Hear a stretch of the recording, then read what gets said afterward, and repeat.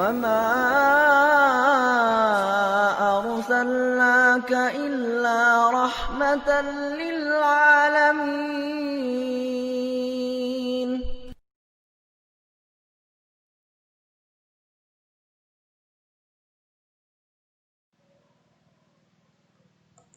Bismillahirrahmanirrahim. Assalamualaikum warahmatullahi wabarakatuh.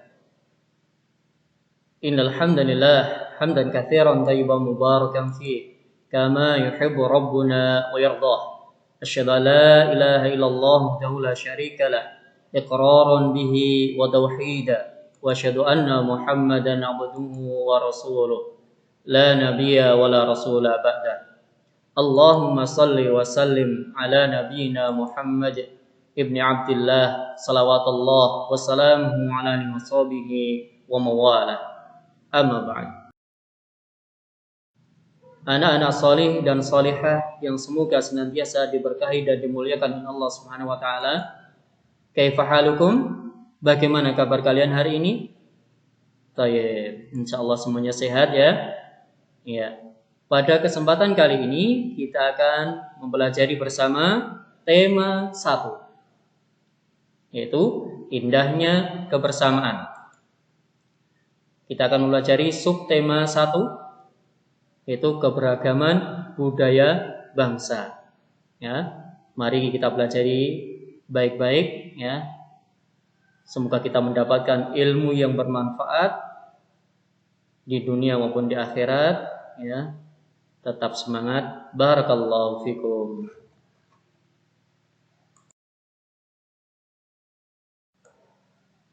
Pada pelajaran subtema 1 ini ada beberapa materi ya, pelajaran, di antaranya pelajaran PKN, yaitu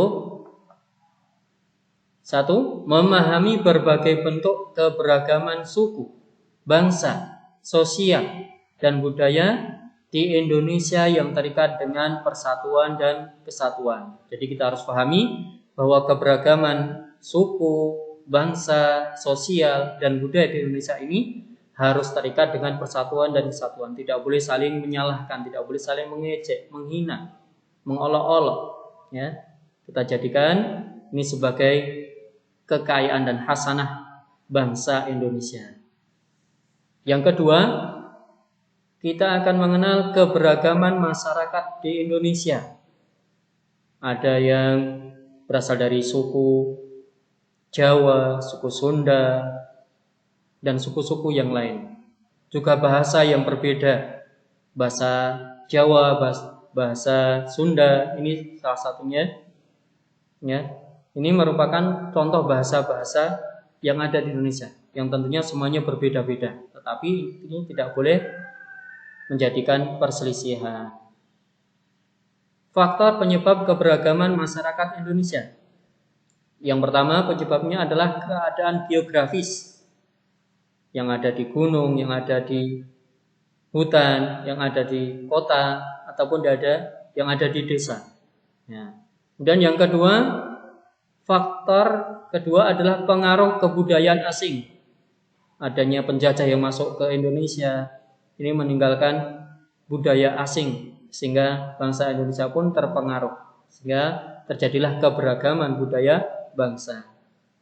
Yang ketiga, kondisi iklim dan kondisi alam yang berbeda. Yang di gunung tentunya suasananya bagaimana? Iya, sejuk, sedangkan yang di kota panas karena banyak bangunan, sedangkan di gunung banyak tumbuhan sehingga terasa sejuk, nyaman. Tapi kalau di kota suasananya panas, bising ya, karena terlalu banyak bangunan di sana.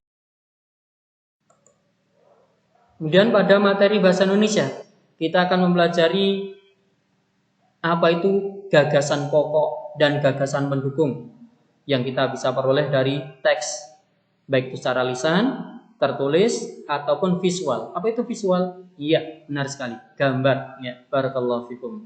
Ya. Setiap bacaan biasanya ini terdiri atas beberapa paragraf. Ya. Setiap paragraf memiliki gagasan pokok yang diperkuat oleh gagasan pendukung. Jadi setiap bacaan itu ada paragraf. Dalam paragraf ini ada gagasan pokok dan ada juga gagasan pendukung yang memperkuat, menjelaskan, dan mendukung gagasan utama atau gagasan pokok. Apa itu gagasan pokok? Ya, gagasan pokok adalah ide utama yang dibahas dalam suatu bacaan. Bisa berupa kalimat inti ataupun pokok paragraf. Sedangkan gagasan pendukung adalah uraian atau tambahan informasi untuk mendukung atau menjelaskan gagasan pokok. Ya, kalian bisa lihat pada tanda anak panah ya. Setiap bacaan terdiri dari apa tadi? Terdiri dari beberapa paragraf. Setiap paragraf memiliki apa? Barakallahu fikum, memiliki gagasan pokok dan diperkuat oleh gagasan pendukung. Gagasan pokok apa itu? Ide utama yang dibahas dalam paragraf berupa kalimat inti atau pokok paragraf. Sedangkan gagasan pendukung adalah yang menjelaskan atau mendukung gagasan pokok ataupun gagasan utama. Masya Allah, pandai-pandai semua ya. Barakallahu fikum. Dan bagaimana cara menentukan gagasan pokok pada setiap paragraf? Yang pertama, untuk menentukan gagasan pokok pada setiap paragraf, yaitu kita harus membaca dengan cermat, dengan teliti, ya, harus teliti. Ya. Yang kedua, cermati kalimat pertama hingga kalimat terakhir. Kita teliti dari kalimat awal sampai kalimat akhir, ya, sehingga tidak ada yang terlewat sedikit pun. Kemudian kita harus mengetahui apakah kalimat pertama merupakan gagasan pokok atau gagasan penjelas, dan apakah kalimat kedua yang merupakan gagasan pokok. Maka kita harus terus membaca kalimat demi kalimat hingga gagasan pokok paragraf itu ditemukan. Masya Allah ya, kalian pandai semua. Barakallahu fikum ya.